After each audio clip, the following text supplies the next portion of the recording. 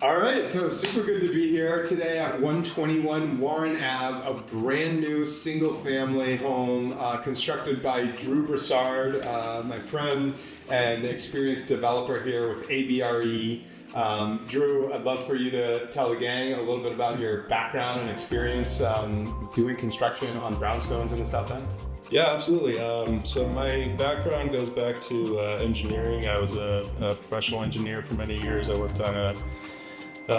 for a company that did big transportation, roads, highways, bridge construction projects. So I have a deep background in construction and design. Around 2012 or so, I was living in Boston. I was living in the South End. I was really interested in real estate and these old buildings, these beautiful buildings in the area.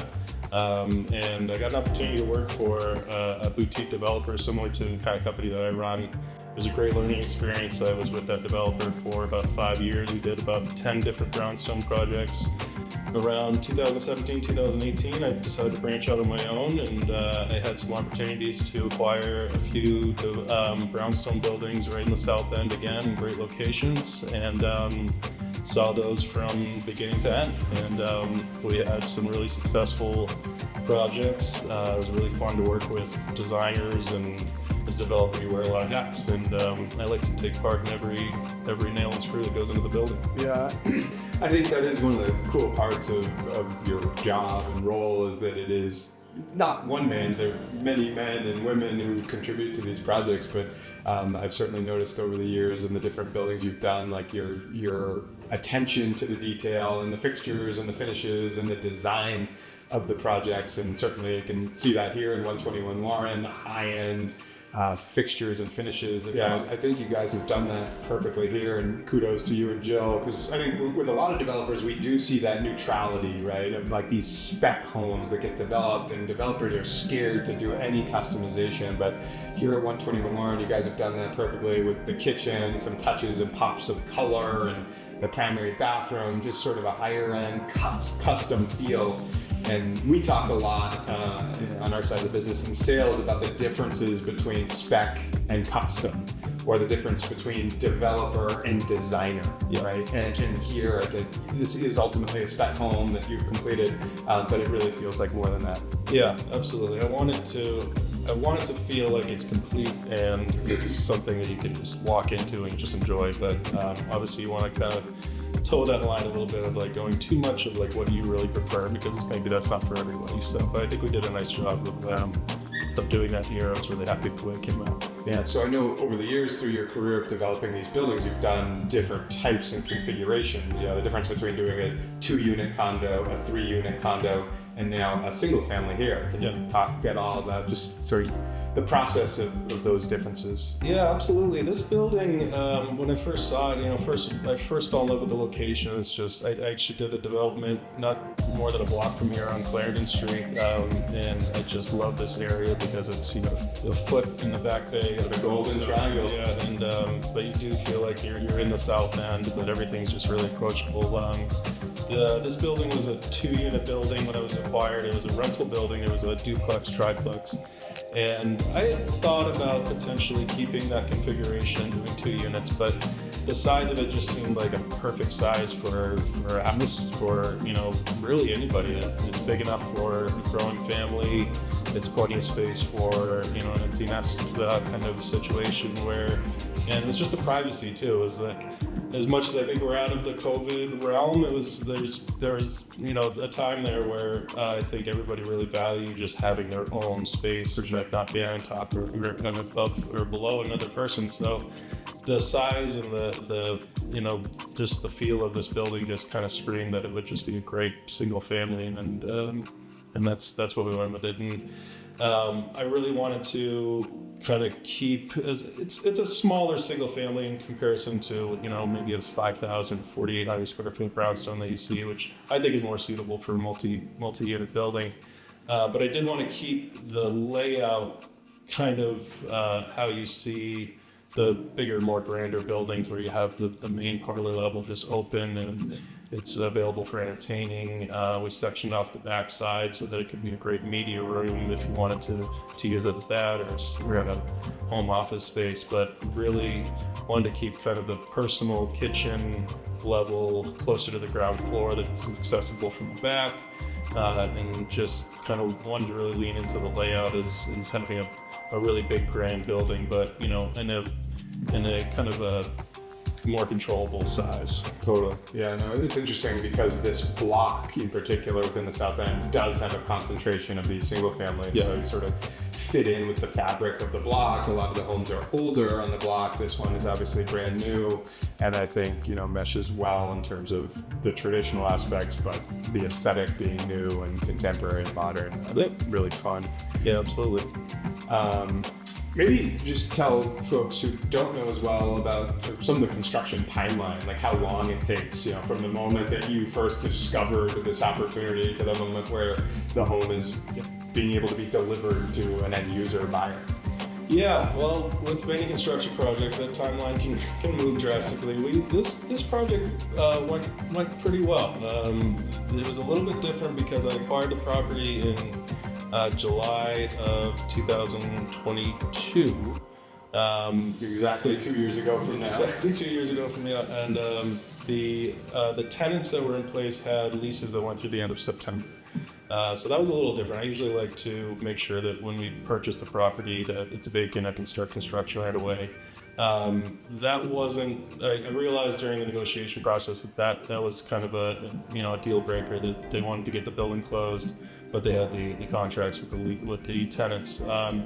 I tried my best to use it as an advantage to use that time when they were here. I collected the rent, obviously, which helped a little bit on the initial mortgage note, but use that time to get some permitting done, to get some legwork done ahead of time, so that when they left in September of that year, we started construction right away, and we wrapped up. I was targeting to finish completion at the end of 2023.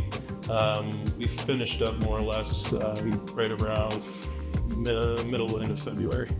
So it was a good time. And I think, for those consumers or people who live in the South End and who think about doing construction projects, I mean, you're hearing it here from a professional who's done literally dozens of these over the last decade. Yep. It takes 18 to 24 months, soup to nuts, to build out a brownstone. Yep. And that means you're carrying the property the whole time. The variables of these contractors and what you have to deal with, you never know what's going to come along, both in terms of timing, but maybe more importantly in terms of the cost. Sure, right? absolutely. And certainly in the post-COVID world, yep, we all know what has happened to cost. So I think, being able to move right into a home that's been done by a professional is just such a huge advantage in today's market. Yeah. And obviously there aren't enough of these, as we all know. The South End and Boston more generally are starved for inventory. Sure.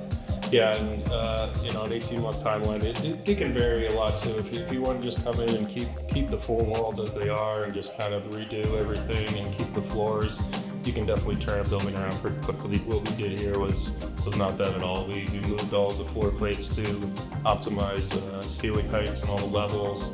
We blew out the back wall from this level all the way down to the basement. When we acquired the property, it was a 6'5" kind of crawl space with laundry. It was unfinished. All the utilities are down there. We dug down literally by hand, by the shovels and buckets, moving them out the back door, down about 2.5 feet, so we could get close to 9-foot ceiling. And you got that huge window on the bottom level, yep, which is unique in these buildings. So that that all has to be done kind of one at a time, and make sure it's done safely, and so that definitely extends your timeline. But my vision for these projects when I build them is never to just come in and whip it together and freshen it up. It's really I see a vision for really optimizing how we can open up walls, open up light, and just keep the the historic aesthetic, especially in the front, but whatever we can do to make it modern and feel big, we try to. So talk a little bit about the bells and whistles around here. Like, what are your sort of favorite fun parts, whether it be like the smart home stuff or Sure. you know, the primary bath is just off the charts in this home. There's a lot to like. I love these herringbone floors that we did. I've done this in a number of different projects. I feel like there's a fine line with doing too much of this, but we did it on this level and also the kitchen level, and I just think it leaves a great dynamic. They're great. They're beautiful. White oak herringbone floors. The master suite level, the bathroom, I love. I'm really happy that we went with that decision, because the other option would have been there to kind of have a smaller bathroom and maybe a nursery or study. And you see that a lot, and it makes sense. I was thinking, you have this whole building, it's 35, almost close to 3,500 square feet. I just really wanted to make that kind of primary suite level just, something you can just stay in home. For an urban property, you will never see a bigger, more spa-like bathroom than what's here at 121 Warren. Yeah, it came out great, and I love the kitchen. Jill Sullivan she really drove that design, and it came out fantastic. The kitchen's great. I worked with Teal Tech. Nick Sardillo's just a fantastic audio video guy. So what we did here was, a lot of the magic's behind the walls. It's fully integrated with infrastructure to do a fully smart home ready building. There's wires everywhere for speakers on every level, where it's all controlled by this brilliant system that what's great about Brilliant being the name of the system. It is brilliant, and it's also called Brilliant. It's really sleek. It's kind of minimalist, but it can do everything. We've done a number of the light switches, but you can switch out some of the switches that we have in the entire building so that you can control it on your phone. You can control it on the keypad. You can make scenes. I remember there was a project we did a few years ago that the end user, we did a similar type system, and they had a daughter in her room was on the top floor, and they had a scene that was called Midnight Snack, and they would turn it on, and just the lights for her room would come on dim, and then all the lights for the staircases would come on, and the kitchen, the undercounter kitchen lights would come on. And so you can do something like that where you can, you come home and you hit like I'm home button, and just certain lights will come in or be upsized. So that's all ready to go. And It has the cameras too. Yeah. Cameras in place. Yeah, we did a custom Ring doorbell intercom system outside that looks fantastic, and then this back room on this room where we have kind of a double door close off, we really went crazy with speaker wiring in there so that you could do a fully kind of media ring out there if you really wanted to. So yeah. So, as you've heard, unbelievable build out here, Drew. Thank you for spending some time with us. This was great. Just a little bit more about your background and the process here. And this place is available. We're on the market, available to show anytime. So, if you want to see 121 Warren Ave and all that it offers, please reach out to myself, Jeff Hamilton, or anyone at Columbus Nova Base. Thanks, Mike. Thank you.